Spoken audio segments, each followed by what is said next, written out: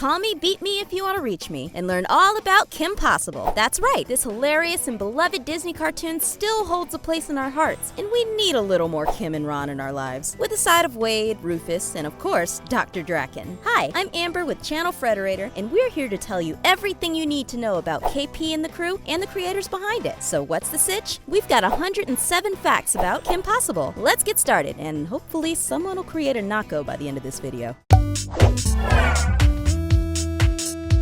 Number 1. Kim Possible premiered on June 7, 2002, and was created by two Disney veterans, Bob Shuley and Mark McCorkle. Apparently, the idea struck when the two were riding together in an elevator. Number 2. The original concept behind Kim Possible was based off two sentences Bob and Mark riffed off each other in the elevator. Kim Possible, she can do anything, and Ron Stoppable, he can't. That pitch paved the way for the rest of the show's development. Number 3. The creators are longtime collaborators for the Disney Channel. In fact, just before Kim Possible, Shuley and McCorkle both wrote for the Aladdin and Hercules spin-off series. Number 4. Shuley and McCorkle wanted to break away from doing spin-off shows and finally create original content. Ironically, Disney Channel had the same idea and commissioned them for a show geared towards tweens that could also appeal to an older audience. Number 5. If for some reason you didn't catch on their name game, the characters Kim Possible and Ron Stoppable are silly puns for impossible and unstoppable. The irony is that their capabilities are switched because Ron is impossible and Kim is unstoppable. Number 6. Steven Silver was the lead character designer on Kim Possible. Steven's a veteran of animation, designing popular cartoons such as Danny Phantom, The Cleveland Show, Fairly OddParents, and even the animated film Cloudy with a Chance of Meatballs. Number 7. Silver, who also designed Kim, is now one of the leading designers at Disney, but he actually started out doing caricatures in San Diego when he was 18. Number 8. The task of creating the daring Kim Possible animation style fell on art director Alan Bodner and executive producer Chris Bailey. According to them, most of the production design was inspired by 50s and 60s sci-fi television and marionette shows. Number 9. Production designers settled on a retro-modern background design for Kim Possible. The idea behind this choice was that the background images had an element of humor, much like the content on the show. Number 10. The background images use strong shapes and colors to dictate point of view and establish depth. Foreground is separated from the middle and background by simply adding darker colors, creating contrast within a scene. Number 11. The production design was composed completely out of shapes and colors. There were no outlines on any of the backgrounds, even when matching colors crossed over each other. Number 12. Background images lacked detail on purpose, but textures were often used indoors on objects to establish a sense of feeling. Number 13. The art design became more abstract and more colorful as the show went on. Eventually, blue skies were phased out of normal everyday scenes and replaced by more vibrant colors. Number 14. Apparently, the KP Jungle episodes were a huge breakthrough in the design department. The jungle backgrounds were painted so abstract and fun that other shows adapted the style soon after. Number 15. There are two textures added to every shot, splatter and sponge textures. If you pay attention closely, the textures change every scene as they purposefully lack continuity. Number 16. Art director Alan Bodner didn't have set areas in mind when it came to adding texture, so instead, he wanted artists to add texture where it would bring out the most likely interest. Number 17. The creators' initial inspiration for Kim's villains aspire from their love of comic books and too much television growing up. McCorkle credits Fantastic Four, X-Men, and Spider-Man as inspiration for various KP villains. Number 18. Draken's backstory is definitely an ode to a classic comic book. The idea that he was Dr. Possible's college roommate and a scientist gone bad is a tip of the hat to the old Reed Richards Dr. Doom thing. Number 19. Kim Possible is heavily influenced by the classic James Bond franchise, but because most of the KP creative crew are comic book fans, they added some of that influence as well, especially when it comes to Team Go. Number 20. The general design of the show is a tribute to the 60s era, but there was a specific reason for this look. Almost all of KP's inspiration was based on shows and characters that were big during the 60s. Number 21. Art director Alan Bodner mixed a little Chuck Jones into the design to make it 100% unique. It also means the show consists of everyone's childhood influence. Number 22. The hit theme song Call Me Beat Me was performed by Christina Milian. Believe it or not, the song ended up being one of her most recognizable works. Number 23. Christina Milian was a Disney kid, so the studio thought to approach her about the KP theme song. Her first ever debut was on the Disney film Movie Surfer, which she played the background role of girl number 1. Number 24. The voice actors in Kim Possible were already recognizable stars from television, and the headlining cast actually all had their own Disney shows or movies before this. Christy Carlson Romano was in Even Stevens, Will Friedle was in Boy Meets World, Kirsten Storms was in the movie Xenon, Girl of the 21st Century, Taj Mowry was in Smart Guy, and Raven Simone was in That's So Raven. Number 25. Other distinguished actors on the show include Nancy Cartwright of The Simpsons, John Dimaggio from Adventure Time and Futurama, and even comedian Gary Cole. Nancy played Rufus, the naked mole rat. Number 26. Rufus was the most popular character among young children. Ironically, the writers only peppered him in for the occasional gag. Luckily, there's a whole naked mole rat rap you can play on repeat. Number 27. Nancy Cartwright won a Daytime Emmy Award for her performance as Rufus. To prepare for her role, she researched naked mole rats extensively until she became an expert on the subject, knowing a plethora of useless facts about them. Number 28. Nancy Cartwright claims that Rufus, the naked mole rat, was one of her most challenging roles. Nancy said that she trained her diaphragm to produce 18 different moderate noises. That's a lot of noises. Number 29. As mentioned, Kim was voiced by Christy Carlson Romano, who co-starred alongside Shia LaBeouf in Even Stevens. Christy claimed that she preferred voicing Kim the most because she felt like she could relate to her lifestyle when it came to juggling both school and work with your social life. Number 30. Kim was Christy Romano's very first voice acting role. Her performance quickly gained recognition as she was nominated for an Emmy on her ability to play over-the-top characters. Number 31. Annalisa Vanderpool was originally offered the role of Kim Possible. Due to a scheduling conflict, she turned it down so she could star as Chelsea Daniels in That's So Raven. Number 32. Will Friedle considers his time voicing Ron Stoppable as some of the most fun he's had in his career. He refers to the role as having no rules, and thanks to Ron's over-the-top personality, he claims he was able to read the lines as loudly and fast as he pleased. Number 33. Even though Will Friedle's most notable performance was on Boy Meets World, he's actually approached more often by his Kim Possible fans and asked to recite Ron's catchphrase, "Booyah!" more than anything else. Number 34. Comedian Nicole Sullivan was cast as the voice of Shigo, Draken's henchman. The role was actually created with her in mind, as the creators had worked with her on the Buzz Lightyear of Star Command animated series. Number 35. John Dimaggio was cast as the villain, Draken, based solely on his performance as Bender in Futurama. They specifically loved his sense of humor, coupled with his voice range, and to this day they praise him as the reason for Draken's popularity. Number 36. Nicole Sullivan's first recording session was opposite of John Dimaggio's. The two established such a great chemistry together that Shigo's classic sarcastic remarks were born during that very same recording session. Number 37. The actors all recorded their roles separately during the first season. However, for season 2, most of the core cast actually recorded together, minus Christy Romano, who was away at college and had her sessions patched in later. Number 38. Kirsten Storms voiced Kim's schoolyard rival, Bonnie, during the same time as she was portraying Belle on the soap opera Days of Our Lives. Another film she starred in before Kim Possible was Johnny Tsunami. Number 39. Christy Romano was recommended for the role because she was already a familiar face on the network, but it was her performance that really impressed Julian McCorkle into giving her the role. She was immediately casted after auditioning at the age of 16. Number 40. Will was in his late 20s when he landed the role of high schooler Ron Stoppable. Apparently teenage voices just come easy for him. Number 41. Will Friedle already had a history with Julian McCorkle. He's done a ton of voice acting for Disney, including Batman Beyond, where he met the two creators. Number 42. Ron was the writer's favorite character for situational comedy. The fact that Ron had never been in a relationship before season 4 opened up so many new possibilities that it ultimately became Ron's main goal. Number 43. Dr. Drak is by far the creator's favorite villain. They brought him back into the show every chance they could. Number 44. Monique was created just to fill the number 1 BFF role for Kim, because the creators felt it wouldn't be as realistic without one. They hired Raven because she's known for nailing the punchline. Number 45. Breckin Meyer actually guest starred in the first episode entitled Crush. He voiced Josh Mankey, Kim's dreamy crush. However, he did it just for that one episode before being replaced by AJ Troth. Number 46. Kim Possible maintained the same director over most of the series. Steve Lauder was with the KP crew since the beginning of the second season and is best known for Tarzan and Jane, Tinkerbell and the Legend of the Never Beast, and Buzz Lightyear of Star Command. Number 47. The show was not easy to produce by any means. The cinematic storytelling was ambitious, not to mention the sitcom-style dialogue coupled with the high-intensity action scenes were very demanding for any animation, let alone a kid's show. Number 48. The cartoon is most remembered for defying character conventions. Women were powerful leaders, men were funny, flawed, and often incapable, and parents were portrayed as geniuses instead of being completely aloof. No, this is not the Twilight Zone. Number 49. In the season 3 finale, Kim ends up leaving prom early in order to save the world. Ironically, in real life, her voice actor Christy Romano had to forfeit her prom to work on the show. Again?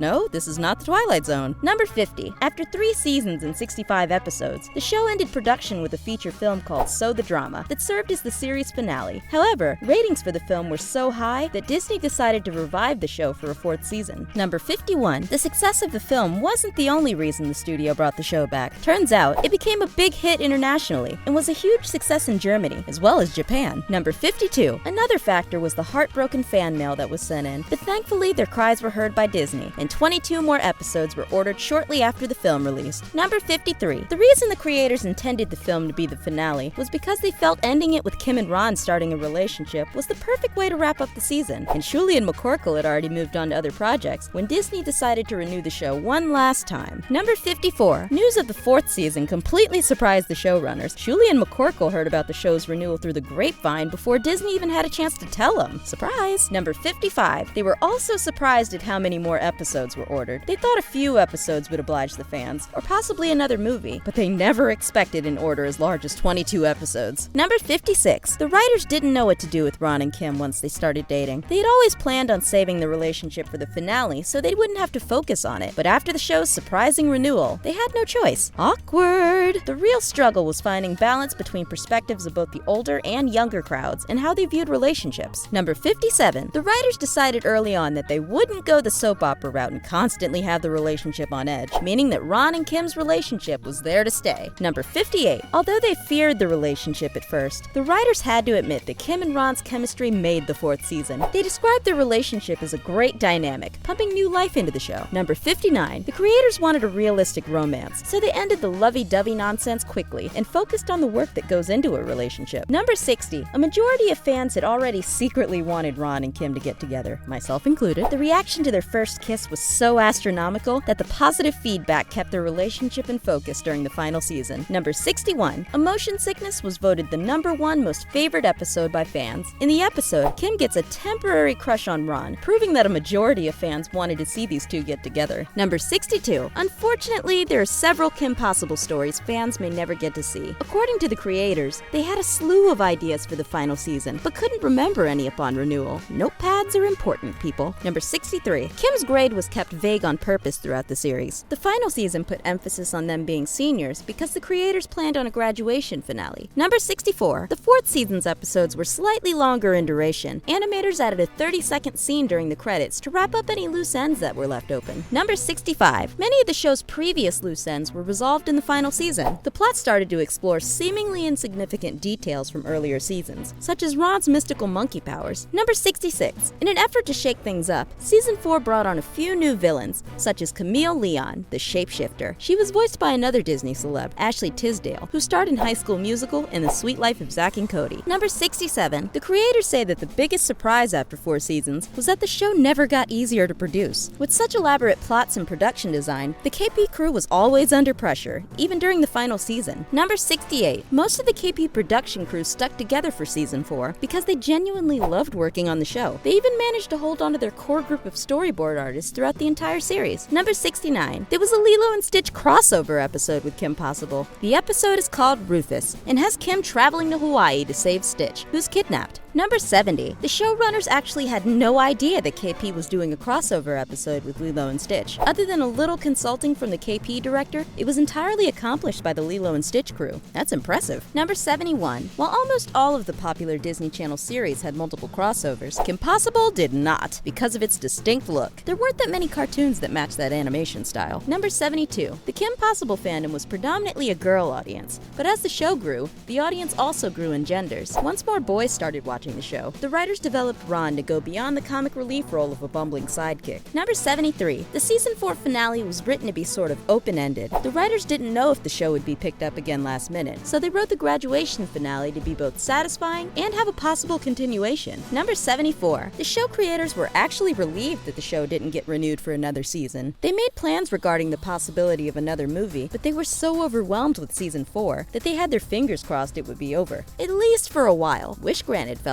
Number 75. There were official plans for a live-action Kim Possible film. A script was actually drafted by the show's original creators, but plans fell through for unknown reasons. Number 76. Shuli and McCorkle both rewrote the original script for the movie Sky High. They were granted the opportunity after drafting the live-action KP Morty movie. Guess it was that good. Number 77. Even though the live-action film never happened, it was pitched by Disney just after the first season. It was drafted and ready by the premiere of the second season. Number 78. So the Kim Possible live-action film is yet to be a thing, but technically fans already saw the film without knowing it. So the drama was actually the live-action screenplay written by Shuley and McCorkle. They just switched it back to animation instead. Number 79. Shuley and McCorkle already had a live-action writing experience before the KP script or Sky High. They worked on a feature-length action comedy script called Big Sur that would have been their first feature-length credit. Number 80. Big Sur was all set to star Arnold Schwarzenegger. Unfortunately, the film fell through when he decided to run for governor of California. Politics ruin everything. Number 81. Kim Possible set the standard, making Shuley and McCorkle sought-out experts of the high school genre. They claim KP reflects a lot of unresolved issues they have centered around that time frame, as do most of us. Number 82. After KP Season 4, the creators wrote a book. It was their first ever novel, titled Liar of Kudzu from Simon & Schuster. Number 83. As soon as it was a wrap on KP the series, the crew started producing yet another live-action film. This one was based on the writer's recent novel, Liar of Kudzu. Number 84. Ideally, the showrunners want to do another series based on their memorable experience working on Kim Possible. Compared to films, the turnaround time for a series is much shorter and a far more enjoyable experience. Number 85. The series finale entitled Graduation was a two-parter episode. It was the first two-part episode that the KP crew had ever worked on, and one of the biggest challenges of the new season. Number 86. The series finale was all about closure, and it had a deeper connection to the writers. After Graduation wrapped up the series, the creators actually left Disney after 16 years of being there in order to pursue other projects at Nickelodeon. Number 87. Season 4 was probably the most fun to work with for the KP crew because they knew they could go for broke. Any story that was initially dismissed as too crazy or out there was finally used in the last season. Number 88. The Captain Draken episode was supposed to be a cross-promotion for the new Pirates of the Caribbean movie At World's End, but really they just wanted to do a pirate episode. Who doesn't? Number 89. Many die-hard fans were upset over the Graduation finale. Turns out they just wanted another feature-length finale rather than just an hour-long special. Greedy.